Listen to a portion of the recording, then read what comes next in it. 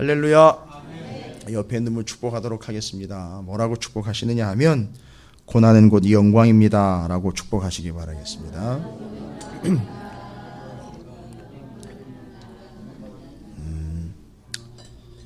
오늘 새벽 말씀입니다. 로마서 15장의 말씀인데 여러분 좀 명확하게 좀 이해하셨으면 좋겠어요. 그 예수 그리스도의 고난이 어떤 의미인지를 정확하게 정리를 하시기 바랍니다. 그냥 아픈 거, 힘든 거, 당하신 것이 고난이 아니라, 고난은 오늘 새벽에 오신 분들 기억나십니까? 예수 그리스도가 고난을 받으셨다라는 것은 아울러 뭘 또 받으셨다고 제가 말씀드렸는데, 고난과 함께 죽어야 될 하나님의 백성들을 받아주신 거죠. 그런데 그 고난 받으신 것이 어떤 의미였느냐 하면, 당하고 고난 때문에 치이고 힘든 것이 아니라 주님이 고난을 받으신 것은 그게 하나님께 뭐가 된다 그랬죠? 영광이 된다 그랬습니다. 그러니까 여러분, 주님이 받으신 고난은 하나님께 영광이 되는 거예요. 너 잔뜩 한번 당해봐라. 그래야 사람이 산다, 이 개념이 아니라, 당연하죠. 뭐 그거는 당연한 사실인데 그걸 강조하는 것이 아닙니다.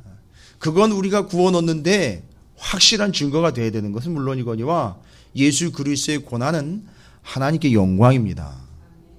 그래서 여러분이 고난 주간을 보내는 여러분의 의미는 뭐냐 하면, 고난을 신나게 받으라는 얘기가 아니라 이 고난 주간에는 그 어떤 삶의 자리가 됐든 어떤 순간이 됐든 여러분의 유익과 여러분의 영광을 뒤로 하고요, 하나님의 영광을 위하여 나타나라는 거예요. 그러니까 힘들더라도 시간을 내시라는 얘기고, 힘들더라도 내가 좋아하는 것도 줄여보고, 힘들더라도 내가 아끼는 것 한번 포기해 보고요. 그게 뭐 고난주간 일주일 정도 뭐 그런 거 한다고 뭔 효과가 있겠습니까마는, 혹여라도 그러다가 그 삶이 죽을 때까지 계속되는 사람이 있더라고요. 그 의미를 깨닫고요. 그 사람 뭐 주님 오실 때 할렐루야죠. 고난의 의미는 힘든 거 잔뜩 당해보고 눈물 콧물 다 빼고 그 자리에 엎어지는 순간이 아니라, 고난을 다 받아내며 하나님께 영광을 돌리는 순간이 될 줄로 믿습니다. 그래서요, 고난 주간에는 하나님의 영광에 초점을 맞추시는 거예요. 이게 또 고난 주간에 내가 금식하고 또 내가 또 어려운 거 당하고 또 내가 또 뭐 이렇게 해가지고 이거 안 해보고 저거 안 해보고 또 그걸 또 드러내는 사람들이 있어요. 또 고난 주간에 내가 이렇게 한다고 또 드러내는 사람들이 있어요. 또 여러분, 그거 아니라고요. 그건 누가 영광을 받는 거예요? 자기가 영광 받는 거. 이게 바리새인들이 사두개인들이 했던 짓이에요. 그거 아니고 왜 그렇게 하느냐 이거죠. 왜 그렇게 하느냐? 그렇게 함으로 주님께 영광을 돌림이라는 거예요. 여러분, 여러분이 쓸 것, 여러분이 먹을 것, 여러분이 받을 것, 그걸 하나님께 돌리시라는 얘기예요. 그것으로 고난주간을 의미 있게 보내시라는 그런 얘기입니다. 그래서 고난주간에는 반드시 나의 유익과 나의 쾌락과 나의 좋은 것들과 나의 유익한 것들을 하나님의 영광을 위하여 희생하고 포기하라는 얘기입니다. 실제로요. 이것도 율법적으로 받아들이시면 안 돼요. 어디 감히 예수님 앞에서 율법을 운운합니까? 우리 주님은 율법을 지키시기 위해서 죽은 분이 아니에요. 율법을 완성코자 다 내어주시고 당신의 생명까지도 내어주신 것이에요. 그 결과가 바로 여러분들입니다. 이 고난주간이 여러분이 맞습니다. 여러분의 것을 진정으로 줄여서라도 포기해서라도 하나님께 영광이 된다면 영광을 돌리시기 바랍니다.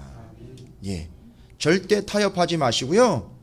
절대 이렇게 조절하지 마시고요. 그냥 영광으로 돌리시기 바랍니다. 영광을 돌린다는 얘기는 어떤 의미입니까? 영광이 있다는 얘기예요. 돌릴 영광이.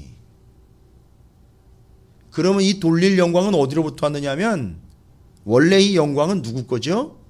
하나님 거예요. 그러니까 하나님도요, 봐가면서 주셔요. 내가 죄송합니다. 내가 요놈한테 내 영광을 주면 요놈은 나한테 영광을 돌릴 거야. 그래서 주신다고요. 그래서 영광을 돌려드린다고 그러는 거예요. 그러니까 여러분에게 어떤 것으로 영광을 돌릴 것을 주셨는지 곰곰이 묵상해 보시기 바랍니다. 영광을 돌리는 이들은 이미 하나님께서 그들에게 영광을 주신 줄로 믿습니다. 특별히 이 저녁에 참여한 여러분들에게는 하나님께서 하늘의 영광을 여러분에게 가득 부어주신 줄로 믿습니다.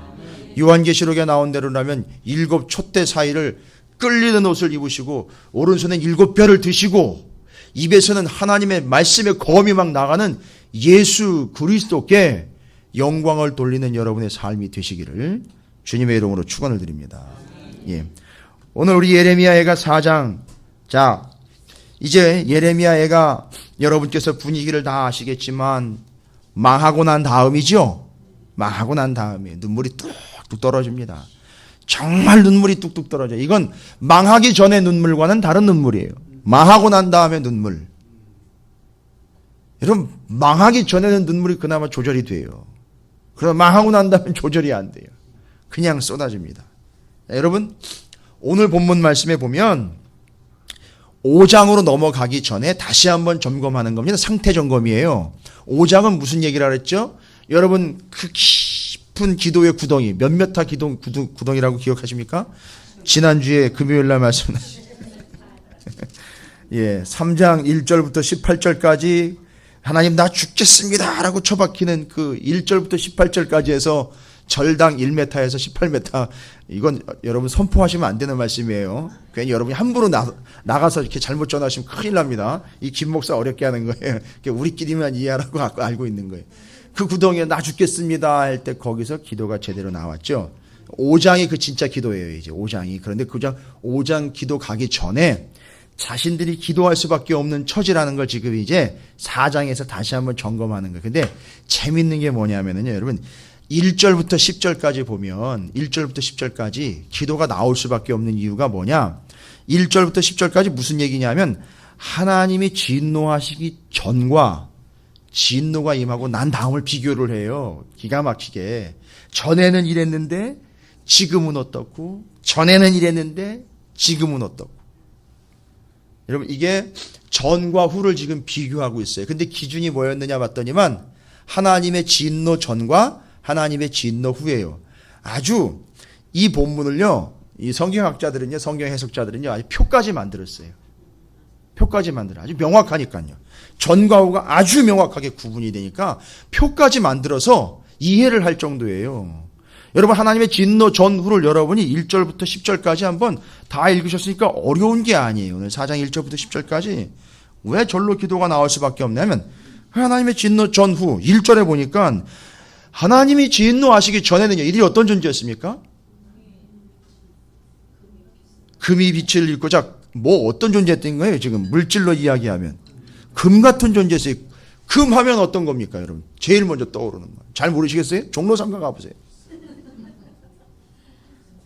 금을 들고 한번 가보세요, 혹시. 예, 대접받죠? 뭐 때문에 대접받습니까? 금의 가치 때문이에요. 옛날에 제가 갔다 오진 않아서 선포는 못하지만 들은 얘기입니다. 옛날에 베트남전 일어날 때 그 안에서 전쟁이 일어났으니 바깥을 피해 나와야 되잖아요. 비행기를 타야 되는데 비행기에 타는데 그 비행기 값을요 현금으로 지분을 안 받는 거예요. 딱 그 자리에 금덩어리를 탁 쥐어주면 바로바로 올라가는 거예요. 그냥 비행기로요. 그 위급한 상황에서요. 돈 소용없어요. 전쟁 난 나라에서는 돈은 필요 없습니다. 그건 종이 쪼가리예요. 휴지 쪼가리도 만도 못한 거예요. 그거는 가지고 있어봐야 집만 되는 거예요. 근데 금덩어리 하나 딱 갖다 옮겨주니까 거기 있는 군인들이 그냥 태우드리는 거예요. 타라고. 그래서 사는 거예요. 여러분 그래서 그 금은요 가치예요. 그런데 바로 이스라엘이 하나님의 진노 전에는요 어떤 존재였습니까? 이렇게 금같이 가치 있는 존재였어요. 그들이 가치가 있었기 때문이 아니라 가치를 매겨주셨어요. 하나님이 그렇게 여겨주셨던 존재인데 지금은요 이제는 가치를 잃어버린 존재예요. 그러니까 빛을 잃었고 가치를 잃었으니까 어떻게 돼요? 이것은 버려지는 거예요. 이제 소용없는 거예요. 여러분 금은 언제 버릴까요?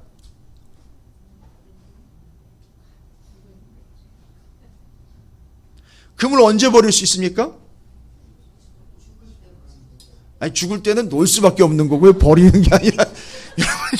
제가 보니까, 죽을 때도 금 훔쳐지고 죽는 사람이 있어요. 이거 어떻게 놓냐고. 버리는 거예요. 언제 버립니까, 금?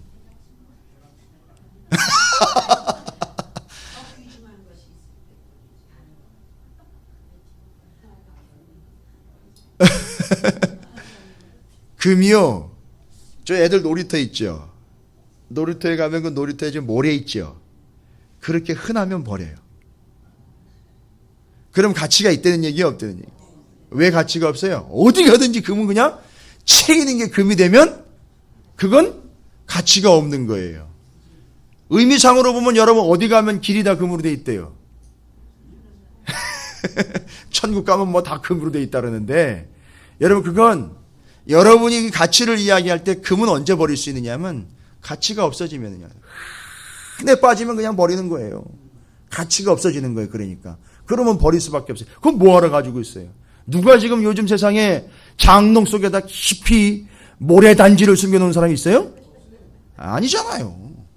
자, 그렇게 가치가 없어지면 버리는 거예요. 지금요, 이스라엘이 어떤 존재가 되어버린 거죠? 가치가 없는 존재, 가치를 잃어버린 존재가 됐어요. 버려진 것처럼 벌어진다는 거죠. 2절에는 역시 연결이 되죠. 계속되는 얘기예요. 정금과 같은 존재인데 지금은요, 질그릇처럼 깨져버릴 존재가 됐다는 거예요. 5절에는요, 5절에 보니까 화려하고요, 옛날에는요, 보호받는 존재였었어요. 근데 지금은요, 거름더미를 아는 존재리, 거름더미요. 여러분 거름더미가 뭔지 아시죠? 시골 가면 소 외양간 뒤에 가면 거름더미에 잔뜩 쌓여 있어요. 그걸 어떻게 하고 있다고요? 안고 있대요. 그럼 그건 뭐예요? 그건 도대체? 예? 가끔 그 거름더미에요, 죽은 송아지가 같이 버려질 때가 있어요. 그런 신세가 된 거예요, 지금. 이 사람들이. 죽은 거예요. 썩은 존재가 돼요. 6절에는요, 예전에는 소돔을 손대지도 않고 무너뜨렸어요. 이거 자기네가 무너뜨린 거예요? 아니죠. 하나님 무너뜨리신 거죠. 바로 하나님의 손 안에서 자기들이 한 거 없이 누가 다 해주신 거예요. 하나님이 다 해주셨어요. 그런데 지금은요, 소돔의 죄악보다 더 심각하여 소돔보다 더 심각하게 멸망할 존재가 됐다는 거예요. 7절부터 8절까지 여러분이 또 다시 한번 보시면 아시겠는, 이제는 존귀한 자예요. 이들이 가치가 있었기 때문이에요? 아니요. 가치롭게 여겨주신 하나님 때문에 가치 있는 존재가 됐었는데 지금은요, 아주 비천한 존재가 됐어요.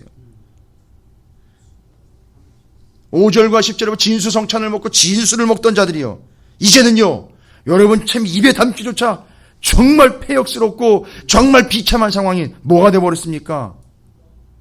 먹을 게 없어가지고 어떻게 먹어? 뭘 먹습니까? 10절에 나와 있잖아요. 옛날에는 진수성찬을 차려 먹던 사람들이, 이 사람들이 뭘 하고 있습니까 지금?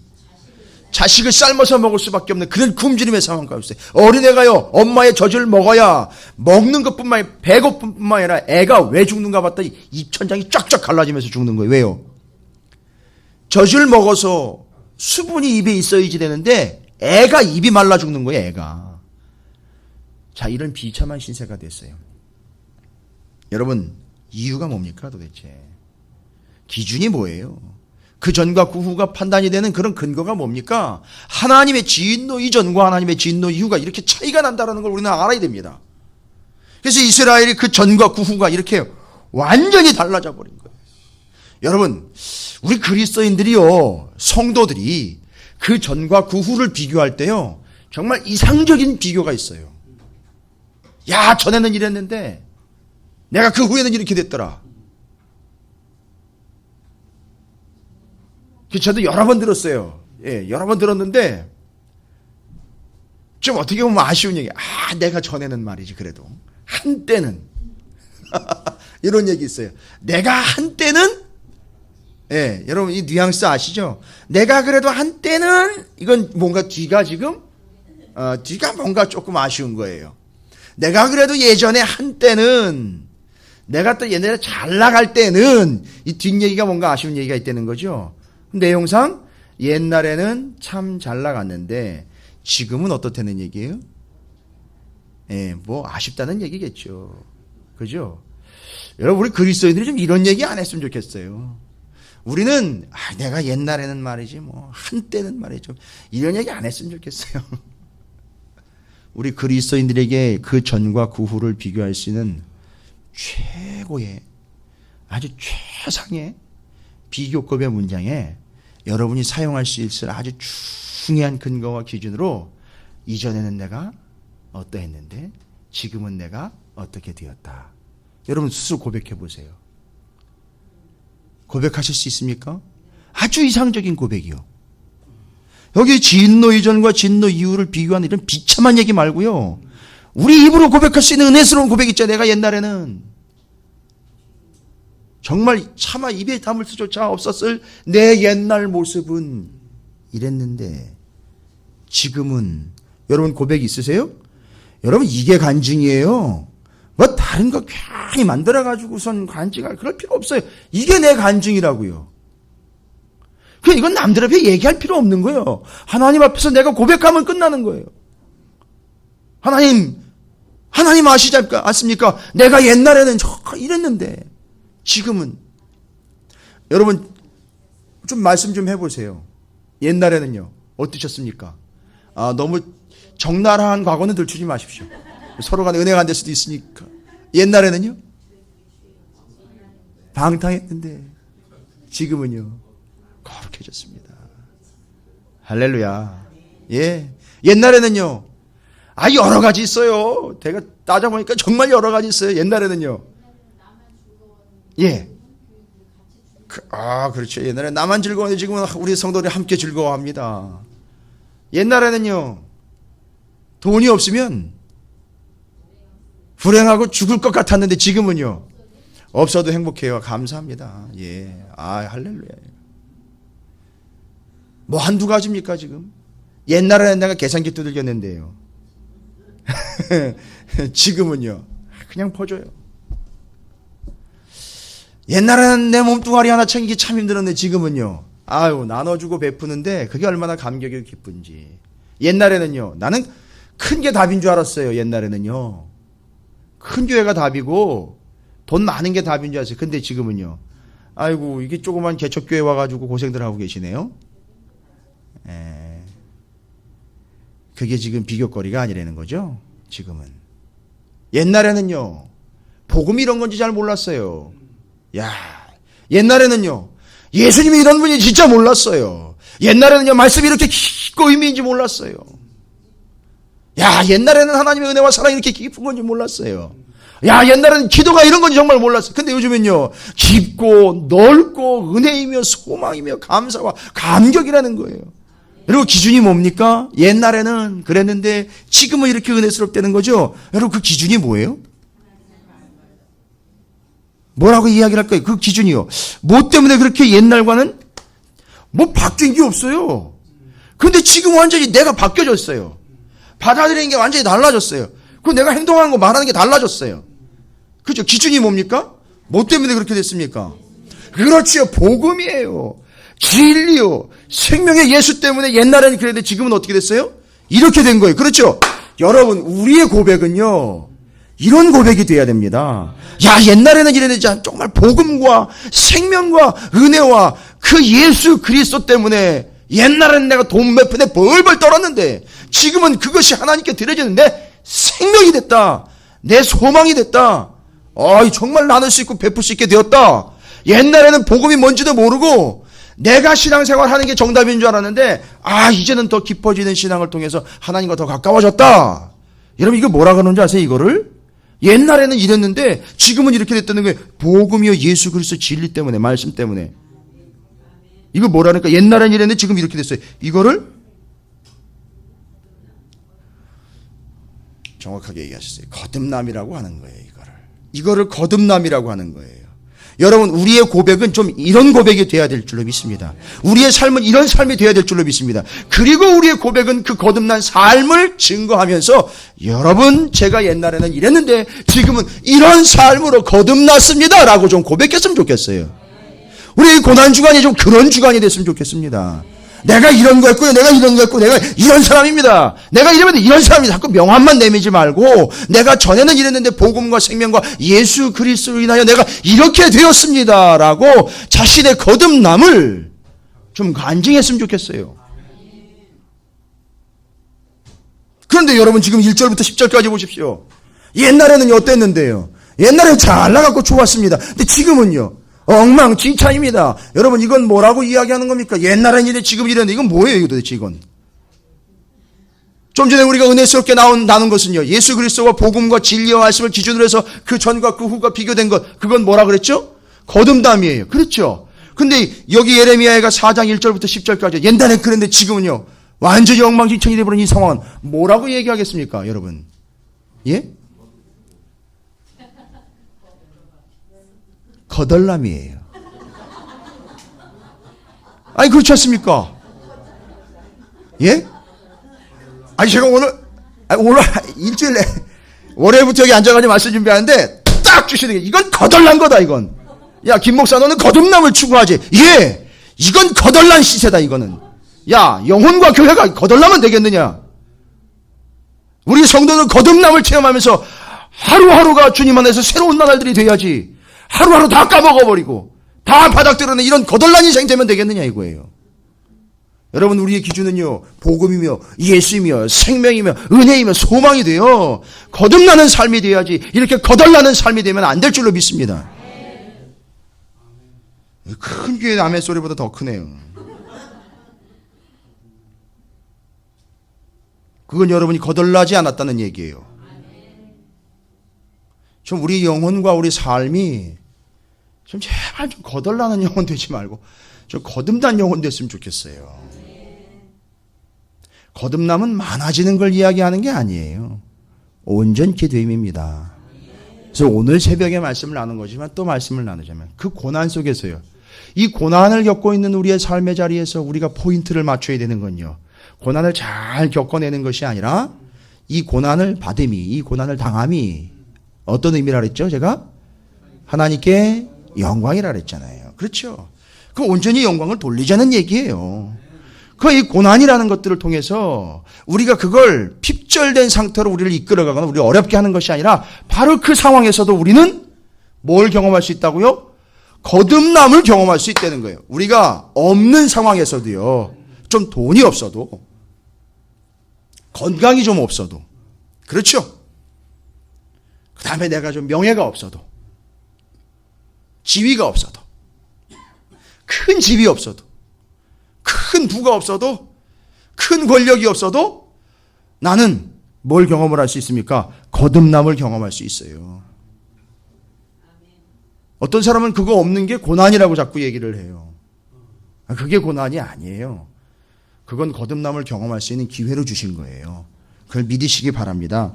그래서 이제 우리의 삶은요. 거덜나는 인생 아니라 거듭나는 삶이 되시기를 주님의 이름으로 축원을 드립니다. 그러면 이제 왜 이들이 거덜난지를 알아야 돼요. 왜 이 거덜나는 인생이 되어버렸는지 그걸 알아야 돼요. 여러분 복잡하지 않습니다. 아주 오늘 명확하게 이야기를 하고 말씀을 전하고 있어요. 이들이 거덜나버린 이유는요. 정말 너덜너덜해졌죠. 아직 이건 뭐 보나마나 완전히 거덜나가지고 너덜너덜해진 신세가 됐어요. 예루살렘이요. 남유다 이스라엘이 완전히 너덜너덜 거덜나버린 신세가 됐는데 이유가 뭔가 봤더니 잘 보시면요. 11절부터 16절까지 그 이유를 적고 있습니다. 여러분 순식간입니다. 거덜나는 거. 이스라엘이 이렇게 거덜나버린 상황은요. 왕정 500년이라는 긴 기간이 있었지만 잘 보십시오. 사울, 다윗, 솔로몬이 각각 40년씩 한 120년 갔어요. 통일왕국이라 그러죠. 근데 북이스라엘과 남유다로 솔로몬의 아들 르호보암과 솔로몬의 신하 여로보암에 의해서 나눠져서 갈라진 채로 한 200년 갔습니다. 그 200년 동안 가다가 북이스라엘이 먼저 망해요. 그리고 한 150년 정도 남유다만 가다가 BC 586년에 바벨론에 의해서 완전히 망하는 거예요. 이게 한 왕정 500년이라고 치고 있잖아요. 여기서 탁 치고 여기를 토막을 탁 내잖아요. 사울 여기 바벨론에 의해서 끝나는 이 왕정. 여러분 그 시기 동안에 하나님께서 명확하게 보여주신 바가 있어요. 이 왕정 500년이 이렇게 거덜나버리고 이렇게 비참한 최후를 맞게 되는 이유를 11절부터 16절까지 정확하게 예레미야가 요약을 하고 있습니다. 여러분 왜?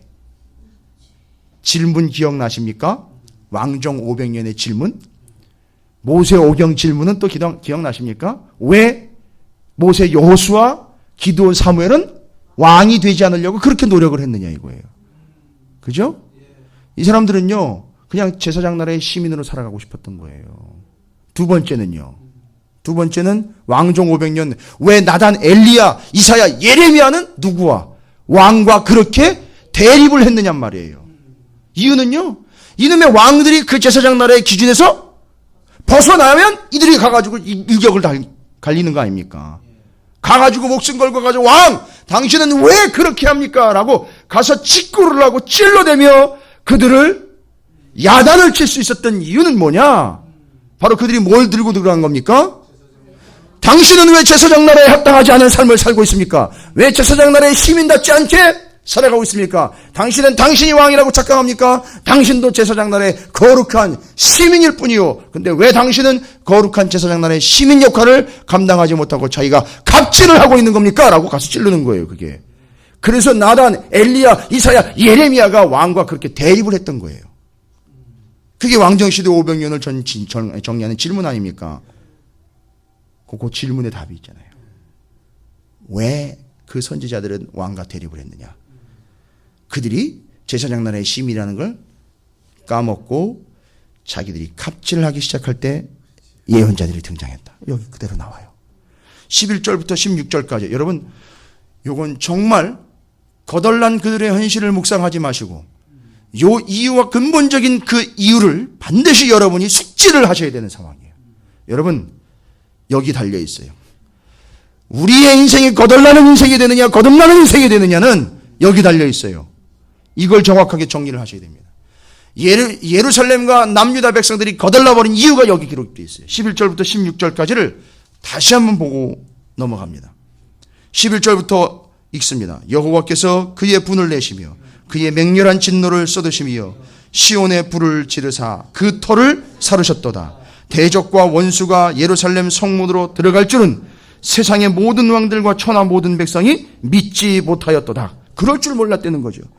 그의 선지자들의 죄들과 제사장들의 죄악들 때문이니 그들이 성읍 안에서 의인들의 피를 흘렸도다. 자, 13절입니다. 이들이 왜 거덜난 신세가 됐는지 13절에서 정확히 얘기하죠. 왜 그 이전과 그 이후가 이렇게 심각한 차이가 났는지 얘기하고 있죠. 이유가 뭐래요? 13절 다시 한번 읽습니다. 시작. 그의 선지자들의 죄들과 제사장들의 죄악들 때문이니 그들이 성읍 안에서 의인들의 피를 흘렸도다. 뭐예요? 누구와 누구의 죄 때문이라는 거예요? 선지자들과 제사장의 죄 때문이라는 거예요. 선지자의 죄는 뭐예요? 선지자의 죄는요, 오해하시면 안 돼요. 나단, 엘리야, 이사야, 예레미야의 죄 때문이 아니라는 거예요. 이들은 오히려 왕과 대립을 했어요. 그렇지요. 거짓 선지자들이 난무하여 어떻게 거짓 하나님의 말씀과 그 거짓 하나님의 말씀을 보니까 이게 하나님의 말씀이 아니라 누구 얘기했던 거예요? 그렇죠. 선지자 자신의 얘기였었어요. 그러니까 좀 심하게 하면 지 얘기예요. 하나님 뜻이 아니라 지 얘기를 전한 거예요. 선지자라는 이 신분을 이용을 해서 지 얘기를 한 거예요. 지 생각을 얘기한 거고 자기 의견을 내뱉어 놓은 거예요. 그게 거짓 선지자였고요. 하나님의 뜻을 왜곡시켜 전하는 거예요. 항상 보면 자기 생각, 자기 목적, 자기 의도에 맞춰서 하나님의 말씀 변제시키는 것. 이건 이단보다도 더 나쁜 인간이에요. 이단이 결국 하는 일이 뭔지 아시죠? 이단이 결국 하는 일은 돈과 모든 명예를 자기에게 끌고 오게 하는 거예요. 그게 교주인 거고요. 그래서 이단이 하는 짓이 그 짓이에요. 결론은요. 모든 영광과 존귀와 찬양을 예수 그리스도와 하나님께 돌리는 것이 아니라 모든 영광과 존귀와 찬양은 다 지가 받고 거기다 돈까지 받고 챙기는 게 이단들이 하는 짓이에요. 결국이 그 모습이에요. 그래서 이들이 그 이전과 그 이후의 차이 거덜남이 어디로부터 왔느냐? 말씀이 온전한 것으로부터 오지 않은 결과, 또한 제사장들의 역할이 제대로 이루어지지 않은 결과, 이 두 가지 때문이에요. 다른 거 없어요. 그러니까 중요한 겁니다. 하나님의 말씀과 뭐예요? 제사장이 제대로 기능을 못했다는 얘기는요, 예배가 제대로 안 됐다는 거예요. 말씀 예배 안 되면 끝나는 거예요. 여러분, 다른 거 얘기하지 마세요. 말씀과 예배 안 되면요, 그 영혼은 거덜난 영혼이에요. 아니, 거덜날 겁니다라고 조금의 여유를 좀 드리고 싶지만 죄송합니다. 그건 여러분과 타협할 일이 아니에요. 이미 말씀과 예배가 무너졌다면 그 사람은 거듭난 사람이 아니라 거덜난 사람인 거예요. 목사님 이렇게 심한 말을 얘기해요. 아니 저도 거짓 예언자 될 수도 없잖아요. 성도님 잘하고 계십니다. 그래도 천국 가실 거예요. 새빨간 거짓말이에요. 그건 목사가 지옥 가요 그러면.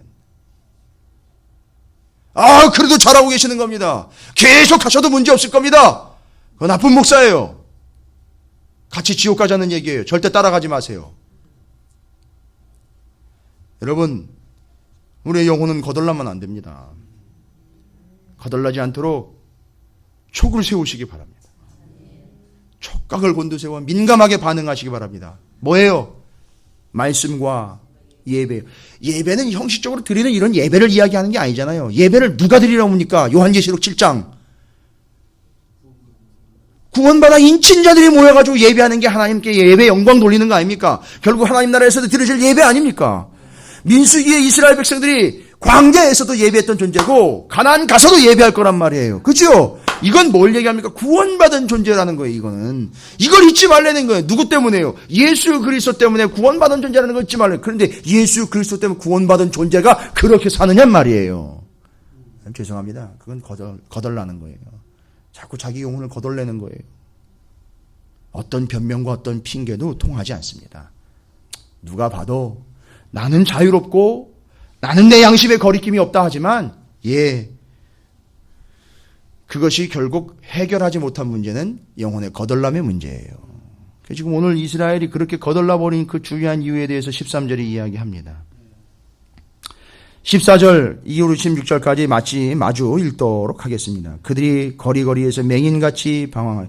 여러분 이게 맹인같이 방황했다는 얘기는요. 그냥 앞을 못 보기 때문에 진짜 안 보여서 못 보고 이렇게 더듬더듬했다는 얘기가 아니라 여러분 앞에 나와 있는 구조를 연결해서 설명을 해보세요. 앞에 나와 선지자들과 제사장들의 죄악 때문에 이들이 맹인이 되어버렸어요. 뭔 얘기예요? 그렇죠. 말씀의 인도를 못 받는 거예요. 말씀을 전했는데도 그게 진짜 말씀이 아니었던 거예요. 그러니까 어두운 데서 그냥 더듬더듬 하는 거는 그렇게 살아가고 있는 거예요. 지금.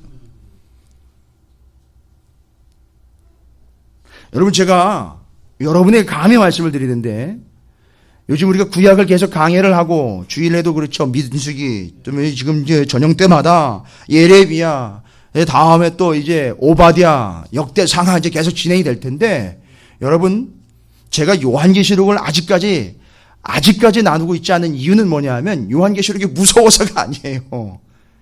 여러분이 구약 성경을 어느 정도 이해하셔야 요한계시록이 이해가 되기 때문에 제가 지금 기다리고 있는 중이에요. 지금 뜸을 들이고 있는 중이라고요. 이제 어느 정도 여러분이 수준이 되면은요. 죄송하지만 구약 성경을 충분히 과서 드셔야 돼요. 그게 신약 가야 이제 곰탕이 되는 거예요. 그것이. 그래서 요한계시록 1장을 보시면은요, 전 요즘에 계속 그냥 진행하고 있으니까요, 제 진도에 맞춰서. 요한계시록 1장에 보면, 7 촛대 사이를 끌리는 옷을 입고 거니시는 예수님의 모습이요, 거기다가 오른손에 7 별을 들고요, 입에서 막 검이 나가요. 근데 갑자기 이게 롬파이어라 그래서 이순신 장군이 들고 있는 검 있죠? 그런 검이에요. 그게 막 나와요. 근데 이게 말씀이래요.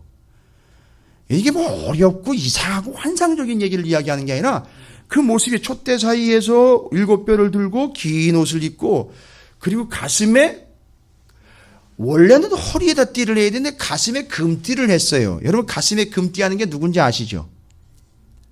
아니 사극 보시면 다 아시잖아요. 왕이잖아요. 가슴에 금띠예요. 그 모습이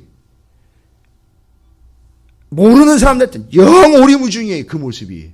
근데 아는 사람들한테는요, 그 모습을 딱 보면 누구는요, 그 모습을 봤던 사도 요한은 딱 알아보는 거예요. 저 모습은 금띠 때문에 왕이 아니라 왕적인 요소를 가지고 있는 것 뿐이고요. 왜냐하면 하나님의 나라니까 통치자 왕이죠. 그 촛대 사이를 거늘며 7 별을 들고 긴 옷 입고 띠 두르고 그 모습을 딱 본 순간 사도 요한은 딱 알아차렸어요. 저건 어렵고 복잡한 복장이 아닌 거예요. 익숙한 복장이에요. 사도 요한에게요. 유대인들에게요. 어떤 복장이 누구의 모습이에요? 그래, 거기 제사장이라고 나와요. 그러니까 이게 싹 들어온단 말이에요. 그러면 창세기, 출애굽기, 레위기, 민수기, 신명기까지 공부한 사람들은요, 그걸 딱 보면 그게 딱 정리가 된다고요. 아니 뭐 해석해주고 풀어줘 할 필요 없어요. 어디 이단들이 거짓부렁을 해요. 말도 안 되는 소리지. 그러니까 구약과 성경을 전혀 모르니까 지들 멋대로 풀어놓고, 구약과 성경을 제대로 모르니까 멋대로 풀어놓은 걸 쫓아가는 거예요. 뭐 이상한 해석가 다 필요 없습니다. 거기 다 나오는 그 모습은 그냥 대제사장이 예수의 모습이에요. 이거는 맛배기예요, 여러분. 여러분이 좀 그렇게 진리에 갈급하며 거듭난 삶을 사모하면서 하나님의 진정한 말씀에 좀 인도를 받는데 열성을 내셔야 돼요. 안 그러면 지금 본문에 나와 있는 것처럼 어떤 상태가 돼버린 겁니까? 거짓 예언이며 이 뭐 말도 안 되는 얘기며 뭐 설교라고 말씀이라고 전하는데 이 세상적인 얘기고 다 자기들 얘기고 내 생각이고 내 의견이고 어디서 좋은 얘기고 신문만 펼쳐보면 다 볼 수 있는 얘기를 강단에서도 선포하고 있고 이게 다 뭐 어떻게 되는 거예요? 결국은 우리 성도들이 어떻게 된다는 거예요? 그렇지요. 그렇게 만들어 버리는 거라는 거예요. 그게 그렇게 됐고요. 지금 보니까 맹인같이 방황하며 그들의 옷들이 피에 더러워졌으므로, 여러분 이 피에, 자신들의 옷이 피에 더러워졌어요. 이 백성들의 피가요. 여러분 제사 드릴 때 제사장에게 제물을 드리고 오면은요, 제물을 가지고 오면 물론 제물을 가지고 온 사람에게도 묻겠지만 제일 심하게 묻는 사람은 누구예요? 제사장이잖아요. 그죠? 왜냐하면 제사장은 뭐를 해줘야 되니까요. 그 사람이 제대로 왜냐하면 자기 죄가 속죄함을 받아야 되니까 끌고 온 사람 자기가 죽여야 되잖아요. 자기가 각을 떠야 되고요. 근데 그걸 제대로 잡을 수 있도록 움직이지 못하게 누가 꽉 잡아요. 거의 재물을 끌어안고 있어요. 제사장은 잘 잡으라고. 자기가 찔릴지도 몰라요. 그러니까 자기가 안 찔리면 어떻게 해야 돼요? 제사장은요, 재물을 더 꽉 끌어안고 제대로 딱 잡고 있다가 재물을 드리러 온 사람이 찌르는 순간 어떻게 될까요? 피가 낭자합니다. 그러면 제사장이 화려한 복장, 가슴에 흉패, 이거 다 상관없어요. 그냥 쫙 튀는 거예요. 그러면 그 피는 다 누구한테 묻는 거예요? 제사장한테 묻는데 여기 보니까요, 누구한테 피가 묻었어요? 그 사람들한테 묻었던 거. 이건 뭔 얘기입니까? 이건 제사장이 제사를 드린 게 아니라 아예 그 사람들을 잡아먹었다는 얘기예요. 그 사람들한테 피가 묻은 거예요. 그러니까 위에 나와 있는 대로 제사장이 자기 역할을 하지 못한 거예요. 예배는 뭔 예배입니까? 제사는 뭔 제사예요? 속죄함이 없는 거예요, 지금. 그러니까 다 죽는 거예요. 중요한 겁니다, 여러분. 예수님 오실 때까지는요, 철저하게 제사 드려야 되는 거예요. 제사장의 역할을 제대로 감당해야 돼요. 백성 죽이고 싶지 않으면 똑바로 제사 드려야 되는 거예요. 선지자는요, 맹인 만들고 싶지 않으면 똑바로 있는 그대로 전해야 되는 거예요. 근데요, 이게 안 됐다는 거예요. 결론은요, 이 영혼들이 다 뭐가 됐다고요? 거덜난 영혼이 됐다는 거예요.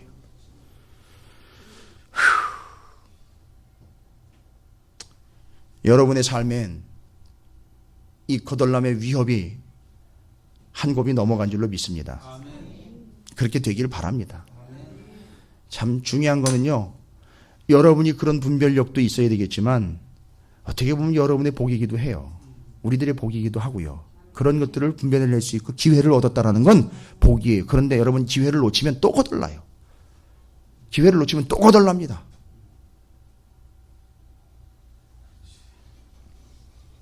(15절) 사람들이 그들에게 외쳐 이르기를 저리 가라. 누구한테 외치는 거예요? 이 사람들은 누구예요? 이방인들요. 옆에서 보고 있던 사람들, 안 믿는 사람들 있잖아요. 이스라엘이 아닌 다른 사람들이 뭐라고 얘기한다고? 그 사람들, 이스라엘 사람들한테 저리 가래요. 왜요? 뭐라고 얘기한대요? 이 더러운 놈들 저리 가라고. 이 부정한 놈들 저리 가라고. 저리 가라. 그러니까 저리 가라는 얘기를요, 한 번도 아니고 3번씩이나 하네요. 만지지도 말라. 아니 지금 이것도 여러분 그냥 넘어갈 일이 아니에요. 이스라엘 백성들이 지금 어떤 존재가 됐다는 거예요? 더럽고 부정한 존재가 됐다는 거예요. 여러분 그냥 이거 이방 사람들이 비참한 상황을 보고 그냥 피해가는 걸 이야기하는 게 아니라 지금 이 사람들의 상태가 더럽고 부정한 상태가 됐어. 왜요? 어떻게 해야 깨끗한 상태가 되는데요? 이 제사의 원칙으로 이야기하면은요. 구약의 율법에 의하면, 제사장법에 의하면, 제사장 나라 법에 의하면 제사를 제대로 드려서 속죄함을 받아야 어떻게 되는 거죠? 깨끗한 존재가 되는데 뭐래요, 여러분들이? 저리 가라, 부정하다, 더럽다, 만지지도 말라. 어떤 상태입니까, 지금? 더럽고 부정한 상태죠? 위로 올라가 보면 뭐 했기 때문에 이게 된 거죠? 제사를 제대로 드리지 못한 거죠? 책임이 누구한테 지금 넘어가고 있습니까? 제사장에게 넘어가고 있죠. 여기 다 연결되는 거예요, 지금. 그래서 지금 이들이 이렇게 거덜난 상태가 된 겁니다. 16절, 여호와께서 노하여 그들을 흩으시고 다시는 돌보지 아니하여. 완전 거덜난 거예요. 그들이 보세요. 제사장들을 높이지 아니하였으며. 자, 가만히 보니까 이게 한 사람 책임이 아니라는 얘기네요. 서로 책임이 있다는 얘기네요. 제사장을 높이지 않았다는 얘기는 뭔 얘기일까요? 제사장이 똑바로 안 했다는 얘기는 앞에서 했죠. 제사장을 높이지 않았다는 얘기는요, 뭔 얘기예요? 제사장을 존경하거나 제사장을 대접하라는 얘기가 아니에요. 여러분, 제사장을 왜 높이게 됐습니까, 이 당시에? 그 사람을 보면, 이제 제사장을 보면 이 사람이요, 존경에 맞지 않고 정말 사모하기까지 하며 너무너무 감사한 마음을 가져요. 뭐예요? 그 사람이 없다면, 그 제사장이 없다면 내가 죄를 사함받지 못할 뿐만 아니라 그냥 나는 죄를 짊어진 채로 죽고 끝나버린단 말이에요. 근데 저 사람이 있기 때문에 내 죄가 사함을 받을 수 있으니까 이 제사장을요, 이 사람은 어떻게 여깁니까? 존경스럽게 여기는 거예요. 사랑스럽게 여기는 거예요. 그러니까 11절 내지 말라 그래도 자연히 내는 거예요, 이 사람은요. 그걸 경험한 사람이니까. 그러니까 지금 이 사람은 그 제사장이 어떤 의미인지를 알고 있는데, 근데 여기 이스라엘들은요, 제사장들을 높이지, 이거 제사장을 높이지 않았다는 얘기는 뭐예요? 뭐를 우습게 여겼다는 거예요? 제사를 우습게 여긴 거. 제사장을 우습게 여겼다는 건 제사를 우습게 여긴 것이고, 제사를 우습게 여긴 것은 곧 누구를 우습게 여긴 거예요? 이 제사는 누가 받은 겁니까?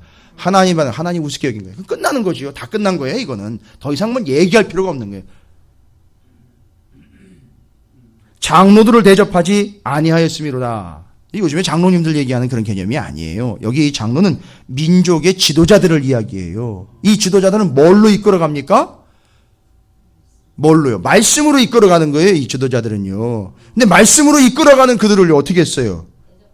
대접하지 않았다라는 얘기는요, 받아들이지 않았다는 얘기예요. 그러니까 말씀을 받아들이지 않았다는 거예요. 그러니까 총체적인 난국이죠. 예배는 예배대로 엉망이 되었고, 말씀은 말씀대로 따로 놀고, 뭐 이건 총체적 난국이 온 거예요. 여러분, 거덜나는 거예요. 아니, 거덜나야 돼요, 이거는. 이런데도 잘 된다면 이건 뭐가 문제가 있는 거라고요.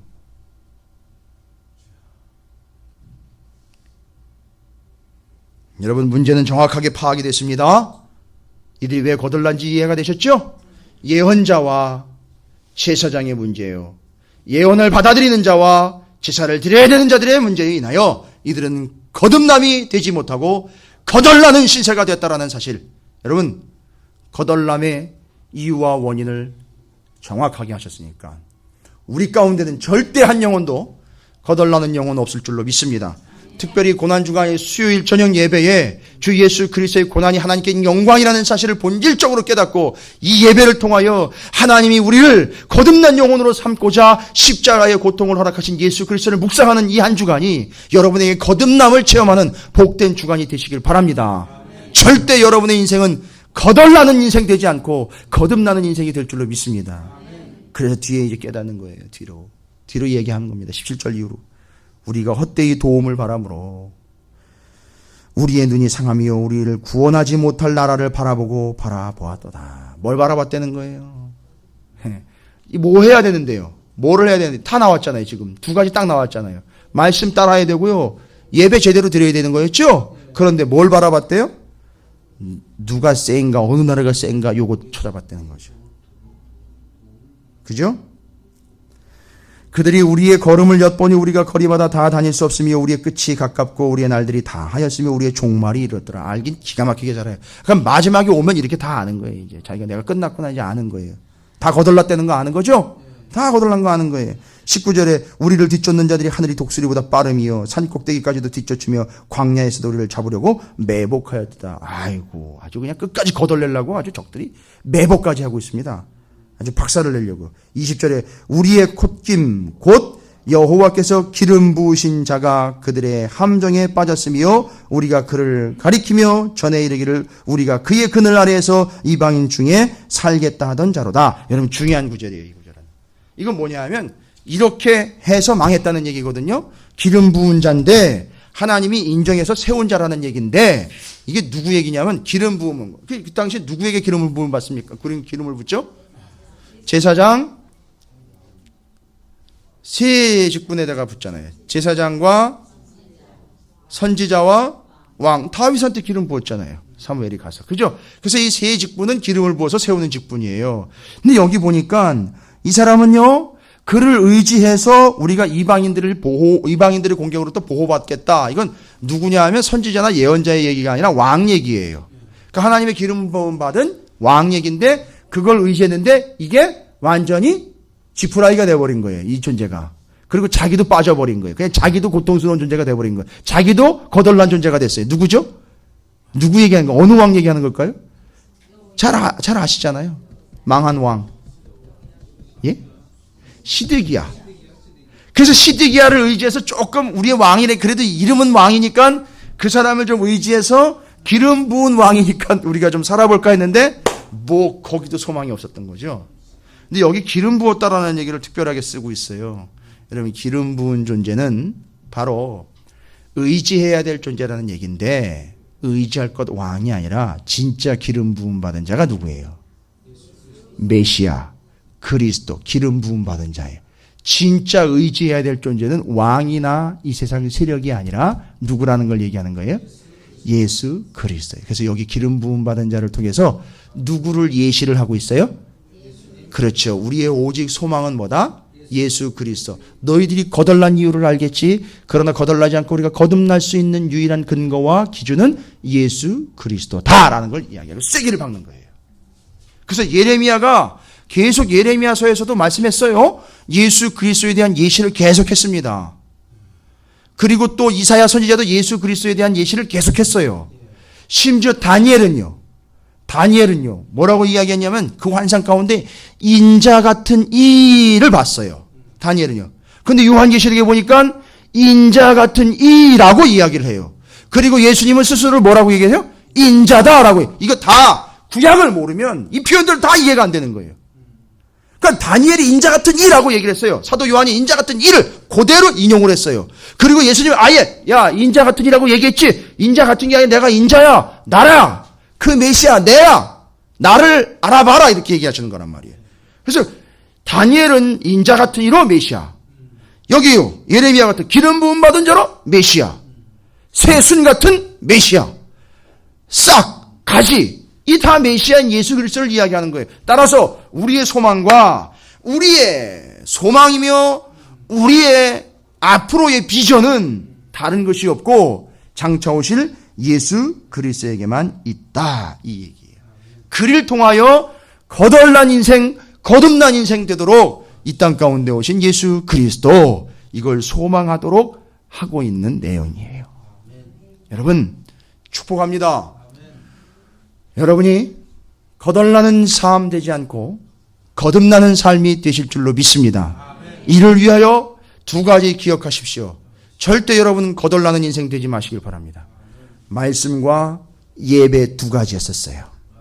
고난주간을 어떻게 보내는 겁니까? 고난을 곰씹으며 보내는 것이 아니라 하나님께 영광을 돌리며 보내는 거예요. 그렇기 때문에 내가 내 것을 아끼고 줄이고 막아서라도 하나님께 영광을 돌릴 수 있다면 하세요. 그렇게 하셔서라도 영광을 돌릴 수 있다면 하십시오. 여러분이 거듭남을 경험할 수 있는 기회가 될 줄로 믿습니다. 그래서 여러분의 삶의 기준은, 거듭남의 기준은 뭐라고요? 복음, 예수 그리스도, 진리입니다. 그 전과 그 이후가 여러분이 명확하게 차이가 난다라고 고백할 수 있다면 여러분은 거듭난 존재가 맞아요. 뭐 어마어마한 은사를 받아야 거듭난 게 아니에요. 그 전과 그 후가 달라졌다면 그건 거듭난 거예요. 교회를 개척하기 전과 개척하고 난 다음이 달라졌다면 그건 거듭난 거예요. 그 이전의 신앙과 지금의 신앙이 다르다면 거듭난 거예요. 근데 그걸 유지하는 게 관건이 되는 거죠. 우리는 계속 여기 거덜날 수밖에 없는 이유인 두 가지를 잡고 씨름해야 돼요. 말씀, 예배. 그것이 여러분의 거듭남을 계속 이어갈 수 있도록 여러분이 예수 그리스도와 생명과 복음 되시는 그 진리의 말씀, 그것과 함께 하나님께서 여러분을 구원해 주시는 그 은혜로 날마다 삶과 자리가 예배의 자리와 시간이 되시기를 주님의 이름으로 축원을 드립니다.